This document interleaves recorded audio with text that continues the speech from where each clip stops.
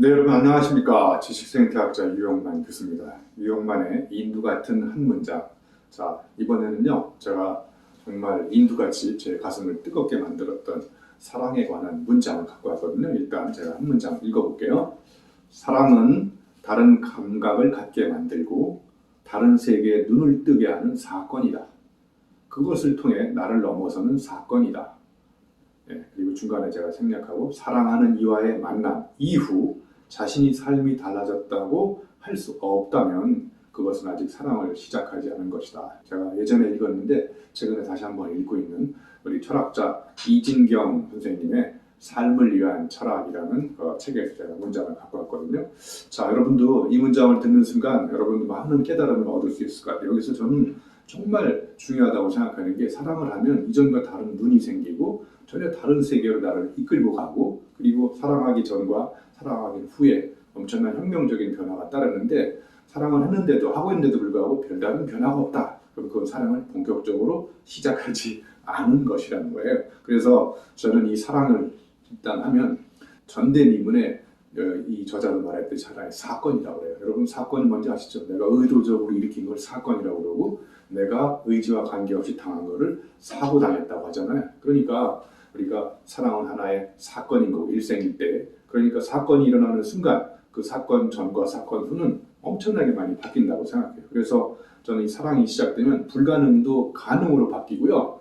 여러분 한번 생각해 보세요. 사랑하는 두 사람이 있는데, 저는 이걸 또 스피드 범퍼에 한번 가끔씩 비유하거든요. 스피드 범퍼가 있으면 저 스피드 범퍼가 나한테 속도를 늦추라고 신호를 보내잖아요. 그런데 사랑하는 사람이 사이에 사랑하는 사람한테 달려가기 시작하면 스피드 범퍼는 스피드 범퍼 역할을 상실합니다. 그냥 달려가는 거거든요. 엄청난 내가 사랑하는 사람을 위해서 목숨 걸고, 그러니까 사랑은 내 운명도 바꾸는 혁명입니다.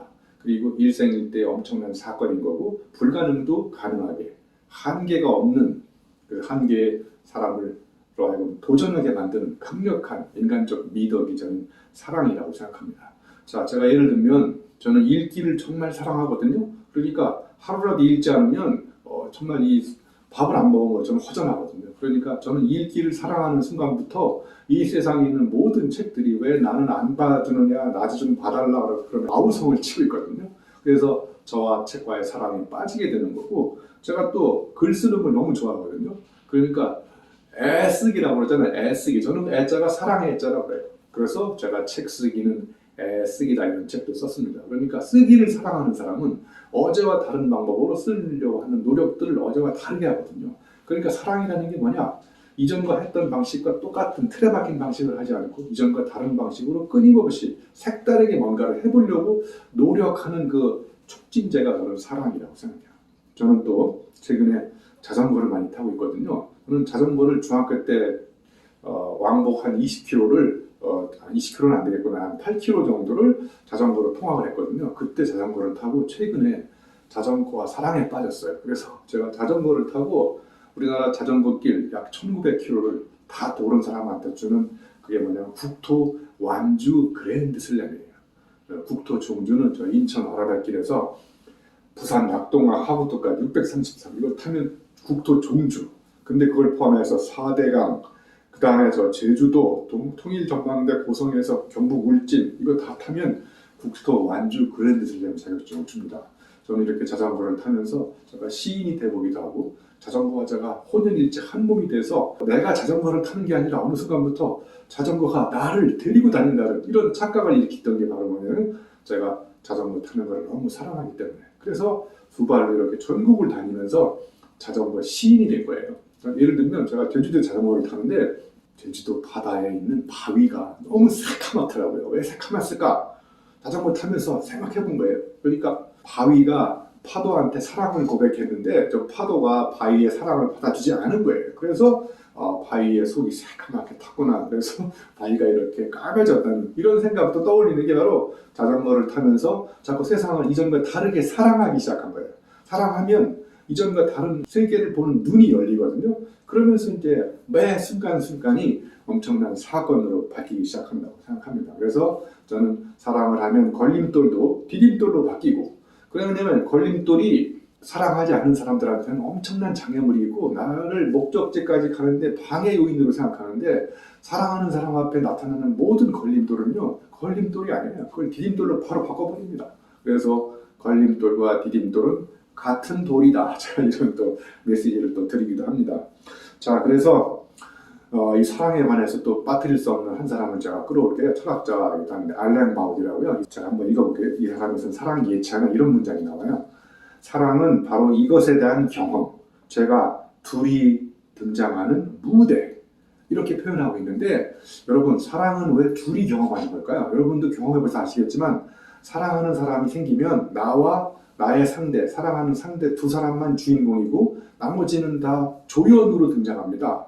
그러니까 야구장에 갔는데 내가 사랑하는 사람이 있다. 그러면 야구장에 수만 명이 몰려 있어도 그 사람들은 다 조연이고 배경인 거예요. 내가 사랑하는 사람이 한눈에 확 파악이 됩니다. 왜냐? 나하고 그 사람이 주인공이기 때문에. 그러니까 사랑은 둘이 경험하는 거예요.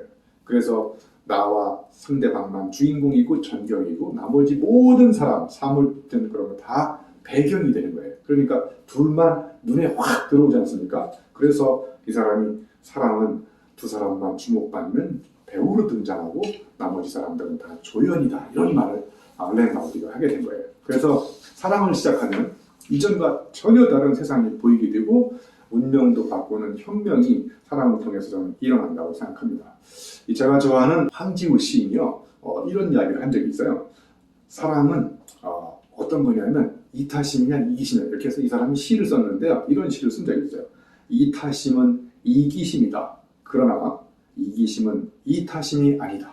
이게 무슨 이야기일까요? 여러분 한번 생각해 보세요. 내가 정말 사랑하는 사람이 있으면 그게 이타심인 것 같지만 그 밑에 뭐가 흐르고 있냐면 이기심이 흐르는 거예요. 왜냐하면 내가 사랑하는 사람을 나만 오로지 그 사람을 사랑하기 위해서 나하고 가까운데 곁에 갖다 놓고 나의 이기적 목적을 충족시키기 위해서 사랑을 한다는 거예요. 그러니까 이타적으로 보이지만 모든 사랑의 근저 그 밑에는 뭐가 흐르느냐? 바로 이기심이 흐른다는 거예요. 놀랍지 않습니까? 이타심은 이기심인데 이기심은 이타심이 아니다.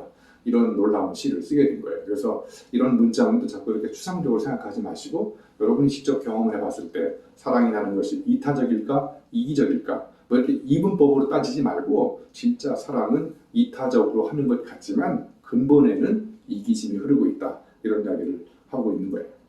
자, 그리고 우리 이진경 선생님이 똑같은 책에다가 이런 이야기를 써놨어요. 사물에 매혹되면 사물을 구원하는 친구가 되지만 사람에게 매혹되면 미쳐서 노예가 된다. 이런 말이 있어요.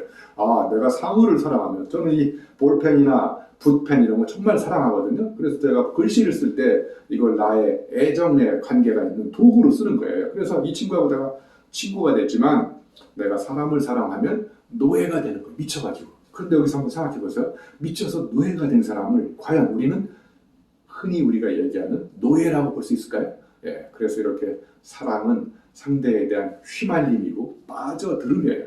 완전히 빠져들고 휘말린다는 것이 나의 의지와 관계없이 수동적으로 빠져든 거잖아요. 그런데 여기서 수동적이고 그 다음에 뭔가 노예가 되고 이런 것이 과연 진짜 수동적인 걸까요? 예, 어쩔 수 없이 사랑에 빠졌지만 정말 제가 볼 때는 그 사람도 저 자신의 어떤 적극적인 의지와 이런 걸 가지고 내가 상대방과 사랑을 해야 되겠다는 대단한 결심이 있다는 거죠. 자, 그래서 우리 이진경 작가님께서 말씀 주신 이 사랑을 하면 뭔가 이전과 다른 세계가 펼쳐지고 근본적으로 사랑하기 이전과는 전혀 다른 모습으로 보인다. 왜 그러냐? 사랑하기 때문에 그런 거예요. 자, 그러면 거꾸로 얘기하면 우리가 이전과 다른 세상을 살려면 어떻게 해야 돼요? 예, 사랑을 하면 됩니다. 사랑을 하면 놀라운 관심과 질문이 생기고 이전과 다르게 할 수 있는 수많은 아이디어들이 떠오르고 열정과 몰입이 솟아나기 시작하는 거예요. 그래서 내가 하는 일을 과연 나는 사랑하고 있는가? 과연 나는 누군가를 사랑하고 있는가? 그래서 그 사랑이 실종된, 사랑이 없어진 세상을 생각해 봤을 때 얼마나 우리 주변에 삭막한 세상이 펼쳐질까요? 그래서 제가 오늘 이 사랑에 대해서 또 하나의 키워드를 눈부처를 갖고 왔거든요. 여러분 눈부처가 뭔지 아시죠? 제가 누군가를 사랑하면 제 얼굴이 상대방 눈동자에 맺혀 있어요. 그런데 그 사람이 저를 볼 때는 제 눈에 그 사람의 모습이 맺혀 있는 거예요. 네? 이런 식으로 눈부처는 내가 너무너무 상대방을 사랑하기 때문에 내가 부처가 될 거예요. 네? 그래서 눈부처의 전제 조건은 서로 마주 볼 때 이 눈부처가 생기는 거예요. 그래서 이 마주봄이 없는 마주침 이런 거는 저는 필요침에 불과하다고 생각해요. 그래서 내 눈에 눈부처가 생기는 것은 사람만이 아니라 사물에 대해서도 얼마든지 눈부처가 생길 수 있거든요. 네, 그래서 제가 오늘 마지막으로 정호승 시인이 쓴 눈부처라는 시를 한번 같이 읽어보면서 마칠까 합니다. 눈부처 정호승. 내 그대 그리운 눈부처들이 그대 눈동자 푸른 하늘가 잎새들 지고 산새들 잠든 그대 눈동자 들길 밖으로 내 그대 일평생 눈부처들이 그대는 이 세상 그 누구의 곁에도 있지 못하고 오늘도 마음의 길을 걸으며 슬퍼하노니 그대 눈동자 어두운 골목 바람이 불고 저녁별 뜰 때 내 그대 일평생 눈부처들이 그래서 이 눈부처가 말씀드렸듯이 혼자만 눈부처가 되면 사랑이 안 되는 거거든요. 그래서 사랑하는 사람 사이에 눈부처가 생기면 서로의 눈동자에 상대방의 얼굴이 이렇게 보인다는 거예요. 부처님 모습처럼. 그럼 정말 얼마나 놀라운 사랑의 혁명이 일어나는 겁니까? 자, 이제 마지막으로 제가 또 사랑에 대한 문장 하나를 갖고 왔는데요. 여러분 잘 아시는 빅터 프랭클의 문장이거든요. 자, 여기에서 제가 여러분하고 같이 한번 생각해 볼 게 이런 거예요. 자, 사랑이 사람을 눈멀게 한다는 주장은 옳지 않습니다. 도리어 사랑은 비로소 눈을 뜨이게 하고 심지어 미래를 보게 합니다.